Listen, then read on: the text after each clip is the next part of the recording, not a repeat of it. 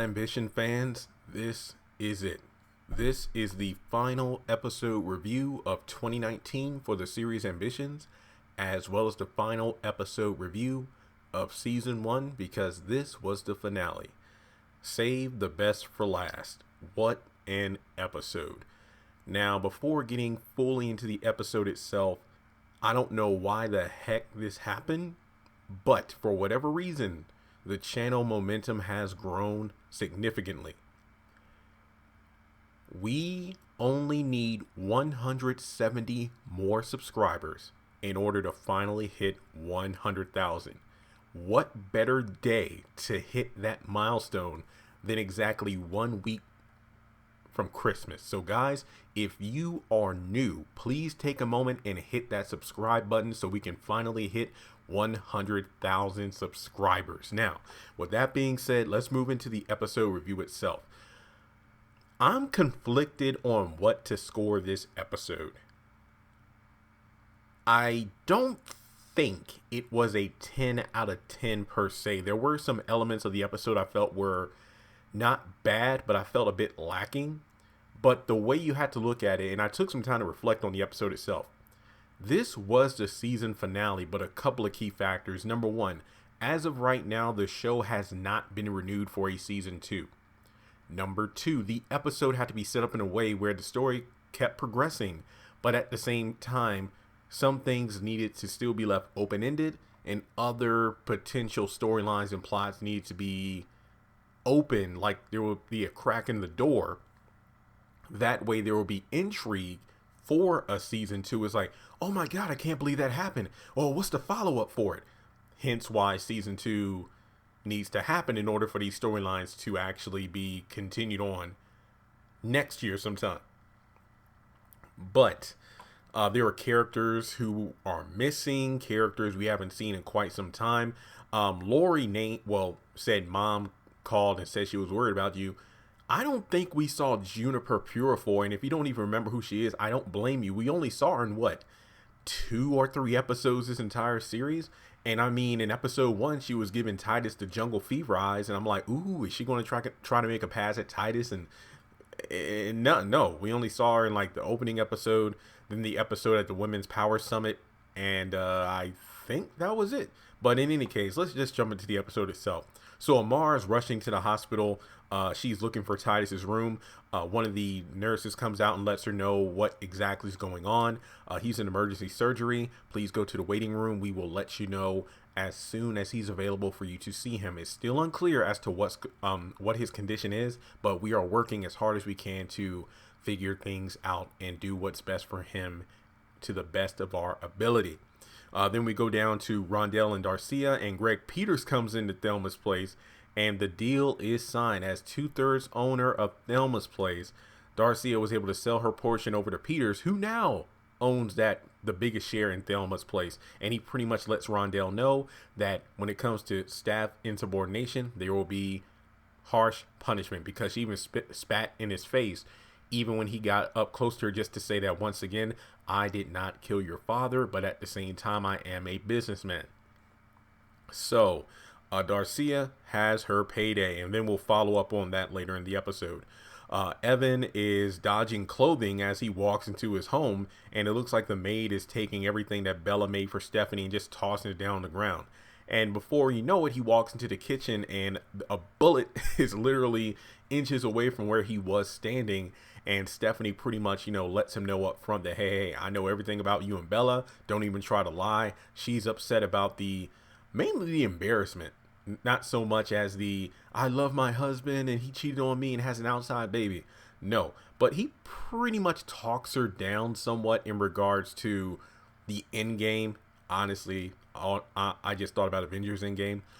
He was just like, think of the end game about, you running your family's company and making it the biggest, law firm. And then I'll be the first black governor of Atlanta. And I think she pretty much said, to save his life, what you need to do is give me your rights in, I forgot the exact name, but basically one of Evan's companies, I believe, has a huge share in Bella True, and she's like, sign it over to me, but he refused.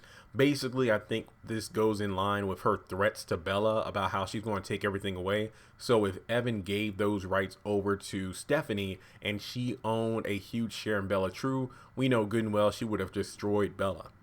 So Stephanie leaves, and as she's going up the stairs, she's emotionally breaking down. Then we go over to, let's see, Darcy and Rondell. And, Rondell's just, like, what's going on? Are you really going through this so badly that you want to just destroy everything my parents built up? But honestly, there's nothing else to say, but she got her money and she's gone. So I believe that Darcy is gone for good.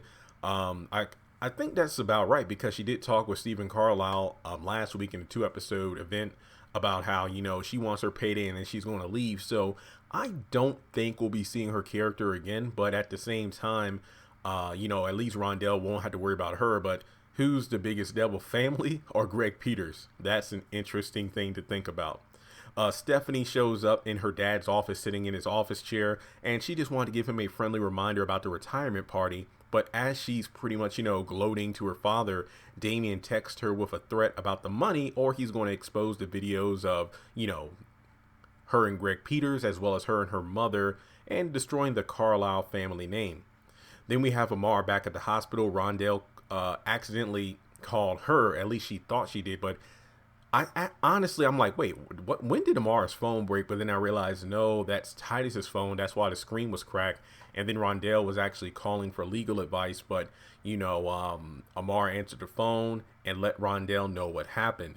Then we go over to Hunter and Lori, and the board pretty much wants Hunter to step down as the head of Pure Ford Company, because they pretty much go over the fact that the company is going to hell in a handbasket and we need to change up the leadership. So Hunter and Lori are obviously devastated over this. Titus is now out of surgery and he wants to see Amara, and he knows it wasn't an accident. But before he can actually say who it was, the letter D and the syllable for duh was coming out of his mouth, but the nurse came in saying he needed to rest. So he couldn't get out the name or the identity of the person who hit him.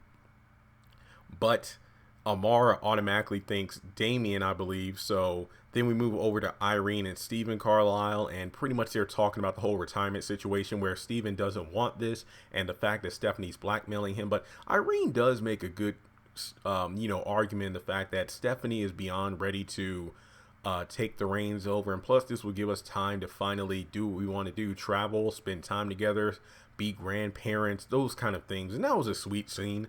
But Steven doesn't want to step down from the company like this, and that honestly makes a lot of sense, because to be blackmailed like that in order to relinquish your role, nah, that's not cool. That's not cool at all.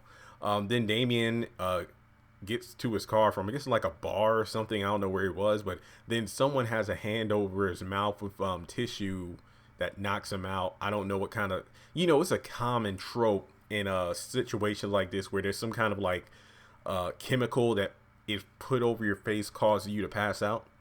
Then we get to Bella and Inez, and she's pretty much scared for Bella due to the fact with Joaquin's kidnapping and Pella, threatening her, and Stephanie threatening to take everything away. And she's like, why not go to NYC?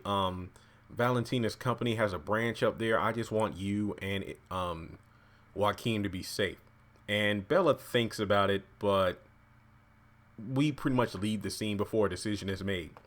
Stephanie goes over to see how Titus is doing, but long story short, Amara shuts that down. And I'm thinking to myself, if Stephanie doesn't leave soon, it's going to get to the point where she's going to be in ICU herself. Amara think Damian did it, hence why she blames Stephanie. Rondell, had stopped by a few moments before Stephanie got there just to bring Amara everything that she would need, because obviously she had been at the hospital all, night. So we later get to the situation where Stephanie thinks that if Damian did this, I'll take care of it. On that, you can trust me. And Amara kind of gives her a strange look as she leaves the hospital. We go over to Evan again, and Stephen, his father-in-law, comes in there, and long story short, they pretty much form a truce in order to bring Stephanie down, because they're both in a situation where Stephanie has them, well, for a lack of a better phrase, right by the balls. I know it's kind of an odd thing to say in reference to her father, but literally that's exactly what's going on here. So it's kind of funny how Steven pretty much says that outs his daughter for the sense of, well, she's been having an affair with Greg Peters.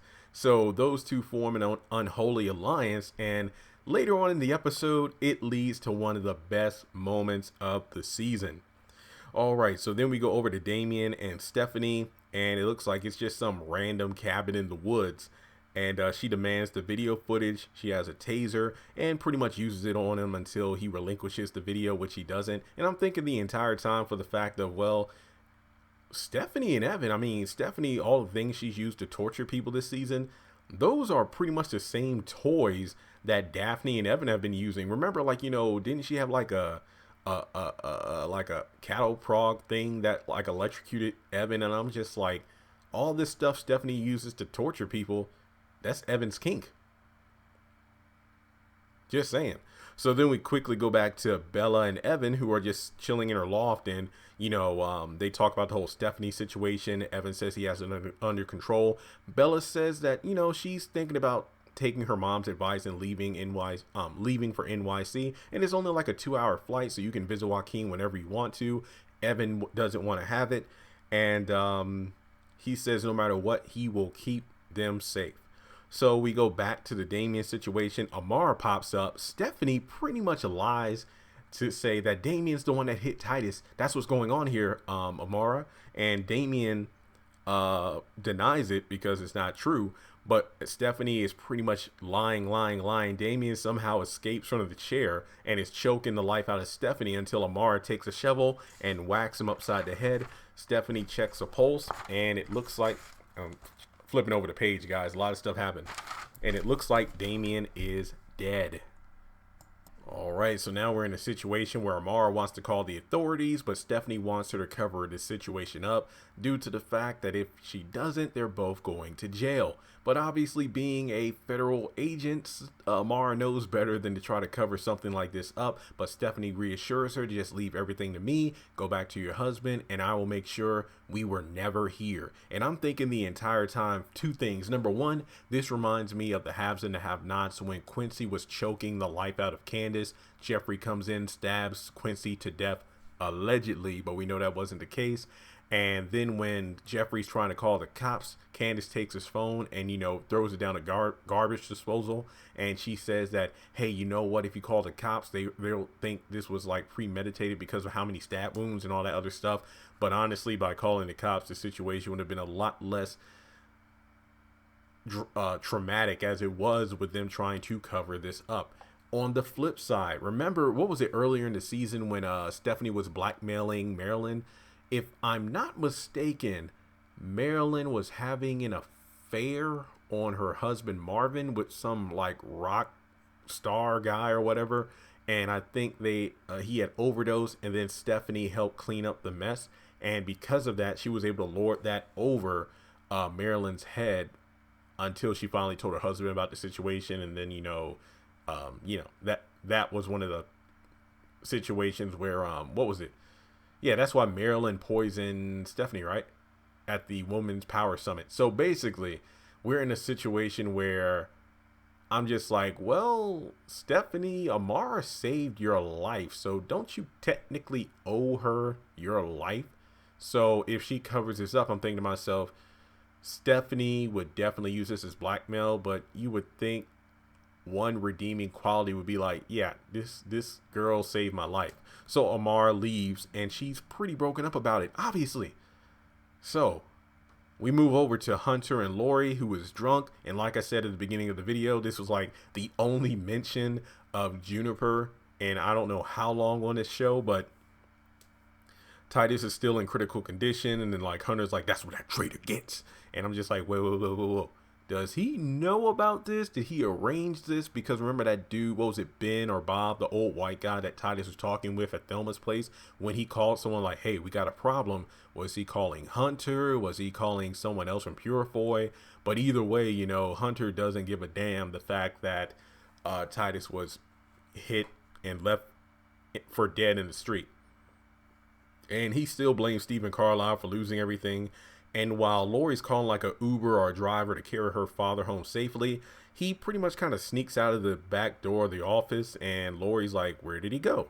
So then we go over to the news reporter who was talking with Stephanie a couple episodes ago, who's doing an exclusive with Bella in regards to her new contract with Valentina. What was it? Ignacio's brother, Martin, pretty much, gave her a deal to work with the company. So it looks like everything is going well with that, unless Stephanie intervenes. But she pretty much says that she thought about moving to NYC, but she's going to stay here. And actually on television says that Joaquin is my son and the Evan Lancaster. I'm like, what the? Okay, this is going to lead to some drama in season 2, if we get it. Later on in the hospital, Titus actually wakes up. It seems like he's doing a bit better, and he confirms that it wasn't Damian that hit him. Amar's pretty much like, wait, what? And before he can actually get the name, it was and then it's like he has like a seizure and he flatlines, and it's like, oh my God, is he dead? And then we go to commercial break. Now we get to the final, more or less the final scene of the entire episode. And this is the retirement party, or so we thought. Greg Peters is talking with Stephanie and, just congratulating her on her soon-to-be ascension. And the fact that, she makes it clear that we're only going to be involved in the sense of business. So don't get it twisted, Peters. And then she goes over to taunt Evan, who, remember now, knows about the whole Peter and Stephanie affair. And he tells her that he knows about the affair, but she doesn't care because she throws the Bella Joaquin situation in his face and walks off with a threat as usual. Rashid sees nobody in the cabin. Damian's bloodstain is there, but Damian isn't.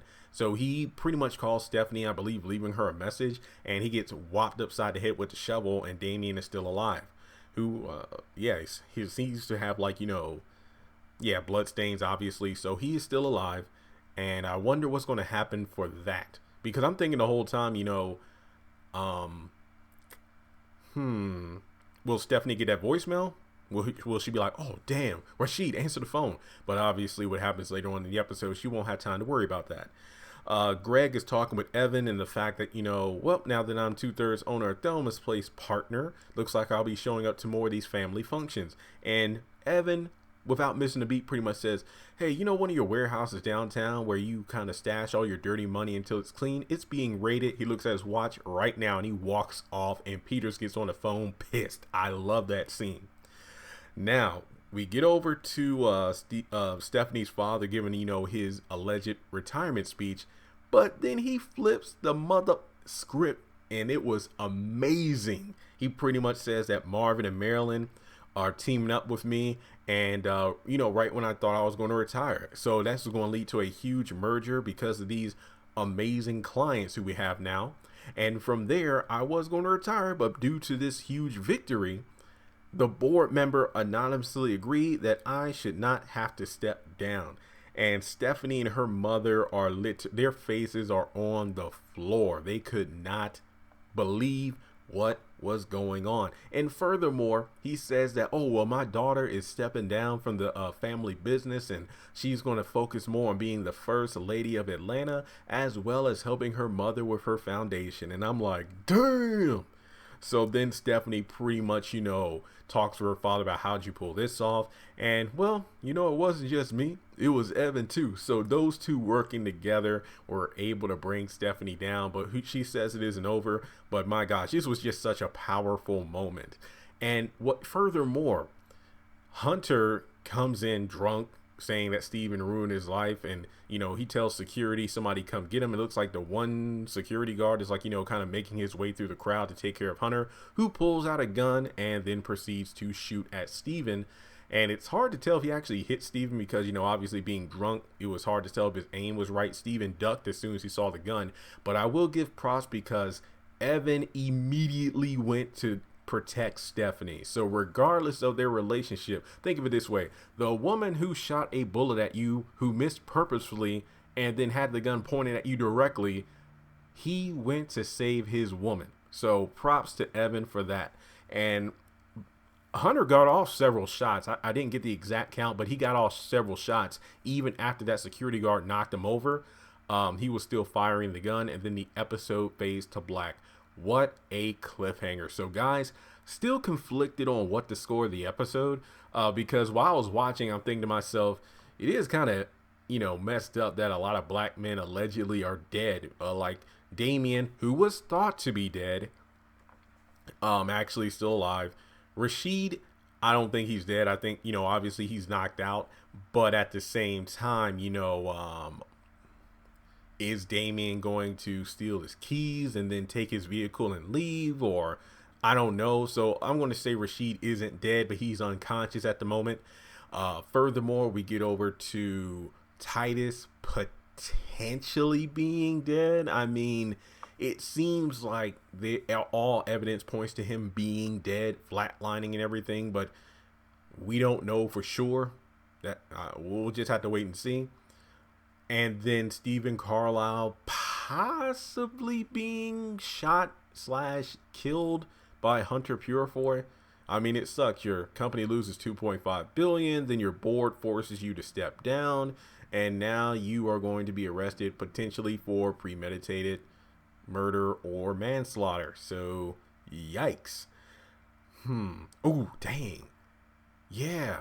I mean, if Hunter Purifoy did kill Stephen Carlisle, I know Stephanie and Irene would retaliate with a vengeance and possibly take Purifoy for everything they've got. But then again, with Purifoy being forced out of his position, would they be able to technically sue the company, or would all blame just go to Hunter? That's a good question. But I'll do separate discussion videos on that. And actually, let me flip over to my pages real quick. Excuse me, my page of videos. At the moment, just to kind of give you an idea of what's to come, I want to do a video doing like a season overview, a video talking about, is this better than the haves and the have-nots? Is Titus dead? Who did Hunter shoot? Who's the most ruthless person on the show? So even though the series is over, I do have about half a dozen videos I want to get done.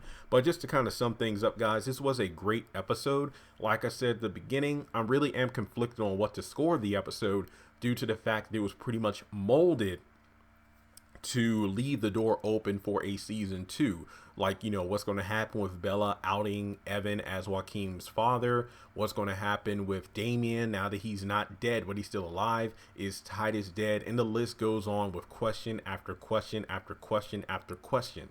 Now, another thing to think about, I think one dynamic I really want to see is the Greg Peters and Rondell running Thelma's place together. I'm really interested in seeing that. But like I said before, I felt some kind of way about the men seemingly being killed off one by one. But then again, I do feel like Stephanie's downfall in this episode was truly great to see when her father and Evan teamed up against her. But, and then Marilyn, of course, that was great. I mean, because she said this was only the beginning of, the karma that's going to be sent Stephanie's way. I think this episode, maybe a 9 out of 10. I did thoroughly enjoy it. I'm thinking like an 8.5 or a 9. I'm going to give it a 9 because, like I said, the whole retirement party thing was amazing. Overall, the episode was great, but the retirement kind of like, put everything together. That was, Stephen Carlisle gave one hell of a speech. That was amazing. And then this was a fantastic episode. I know I'm kind of like repeating myself and gushing, but this was great. So guys, if I get it, and I've been saying this for like the first several episode reviews, this show isn't for everyone, but I honestly don't see why people don't like the show. And trust me, I get it. There are people like you don't watch Queen Sugar, you don't watch Empire. Yeah, I get it. Not every show is for everyone, but Ambitions was a great show. And I say was because, once again, this was the ending of season 1, and we don't know if there's a season 2. If there is no season 2, this was a strong season 1. Hopefully, if it comes out on DVD or Netflix, or, if it comes out on DVD, I will happily purchase it. Even if I could watch it online on, like, Netflix, if it is put on Netflix. So I thought it was a strong show. Essence, a.k.a. Amara, best actress. I mean, actor. I think it's I'm just going to say actor because I know on some, like, news reports they say actor instead of actress. But in any case, she gives like the strongest performance. Stephen Carlisle as well. It's like those characters who are reoccurring, but whenever they're on the screen, it's amazing. But in terms of like the overall main cast, Essence just delivers her dialogue, her body language, the best delivery on the show. That's not to say anything against the other cast members who do great in their roles, but Essence just has a different persona about her that really makes her shine compared to everyone else. Robin Givens, just a great villainess in her own right, but I can't wait to do a video about who's the most ruthless one on the show, because what I liked about it is the fact that you know what, let me stop. Like I said, I need to do a season overview video, because this video could be like 40 plus minutes to an hour if I talked about all my thoughts on Ambitions as a whole. So without further ado, I've given you my episode review of Ambition Season 1 finale, save the best for last. 9 out of 10. 9 out of 10. I feel like I gave last week's episode the same number, but this episode was pretty strong as well. I will keep you all updated on the show if I get any word of a season 2. If you come across any news as well, if you have any discussion ideas about the show, feel free to let me know. Social media links are in the description. Best way to reach me, DM me on Instagram. And like I said at the beginning of the video, guys, we need about 170 people to finally hit 100K. Let's do it today. If you've already subscribed, thank you so much. Retweet this video, share my channel on your Facebook, go to various Facebook groups like Have and Have Not. Look, there are a ton of Facebook groups for all the different shows I review. And remember, I don't just review the haves and the have nots. As of right now, Ambitions, until we get season 2, Greenleaf, If Loving You Is Wrong, The Oval, Sisters. So almost half a dozen shows, if not more, because sometimes I talk about other stuff as well. Go to different Facebook groups, go to Twitter pages, do what you can to share the channel so we can finally hit 100K. Remember, I will be doing giveaways. I have 15 Tyler Perry DVDs to give away. And remember, these are brand new DVDs. These aren't bootleg. These aren't used. These are brand spanking new DVDs I purchased during the Black Friday, Cyber Monday events at Walmart, Amazon.com, like Nobody's Fool, both of the Madea Halloween movies, a couple of copies of Madea Goes to Jail, some of the plays. And I do plan on giving away 5 $20 Walmart cards. I get paid on the 23rd, which is next Monday. So basically, the giveaways will take place not directly on the day we hit 100K. So if we hit 100K today, remember, YouTube takes about a week to confirm my channel is eligible in terms of like no copyright strikes or anything, which we don't have any right now, thank goodness. And then they'll give me a confirmation code. Then I can use the code on their website to get my Silver Play Button award. So the quicker we hit 100K, the quicker the giveaway. Let's just do it today, okay? Okay? Don't worry. The awards will be coming. The awards, the giveaways will be coming after we hit the 100K and I get the awards. So guys, thanks so much for supporting me. And for everyone who watched Ambitions, thanks for enjoying the show alongside me. It was great tweeting with people last night because honestly, I haven't made a big Twitter presence because the show comes on at 10 p.m. So I'm not up at that time all the time on Tuesdays because my sleep pattern is pretty much all over the place. But let me know what were some of your favorite moments of season 1. Maybe I'll do a video on that, some of my favorite moments of the season. But yeah, what a show. What a show. And guys, I hope you have a great week. And remember, we're 1 week away from Christmas, so do your last minute shopping. If you're finishing up your college semester, good luck on finals. People who are at work until next week, hang tough. You're almost at that Christmas vacation, and I'll talk to you all soon.